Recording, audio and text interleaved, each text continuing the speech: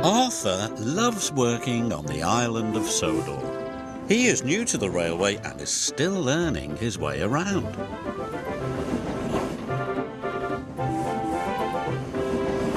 One morning he discovered the fishing village.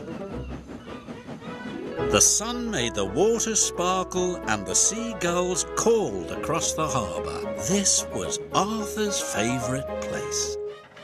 That evening, the fat controller came to the shed. There's going to be a new line to the fishing village. I have to decide which engine is going to run it. He paused impressively. Thomas and Percy looked away. They had enough work to do. Arthur hoped he would be chosen. Thomas, you will work on the new line. Yes, sir, said Thomas, but he really didn't like the smell of fish. Arthur was disappointed. The fat controller sent him to haul coal to the steelworks. That evening, Thomas was at the washdown when Arthur puffed in. "Do I smell a fishy engine?" he teased. "Yes," huffed Thomas. "Smelly fish, smelly new line." Arthur wished he could go to the fishing village instead of the steelworks. He'd be much happier than Thomas.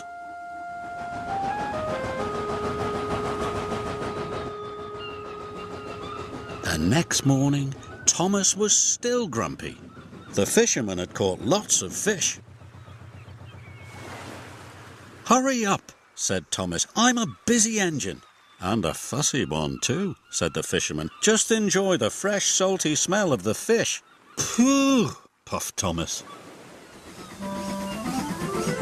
Thomas steamed as fast as he could along the line. But there was trouble ahead.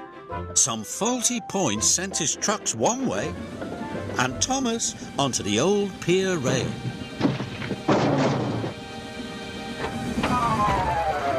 The trucks were delighted. "He's fallen in the water." Luckily, Thomas wasn't hurt and the fish truck stayed on the tracks. When the fat controller heard the news, he checked his timetable.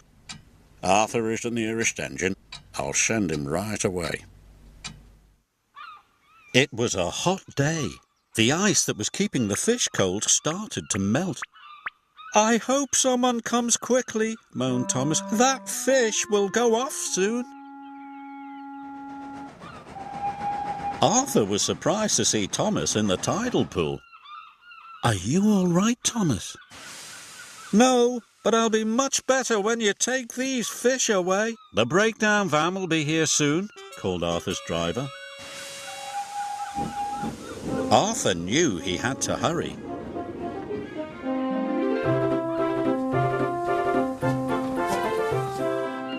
He raced along the line to the docks and arrived there just in time.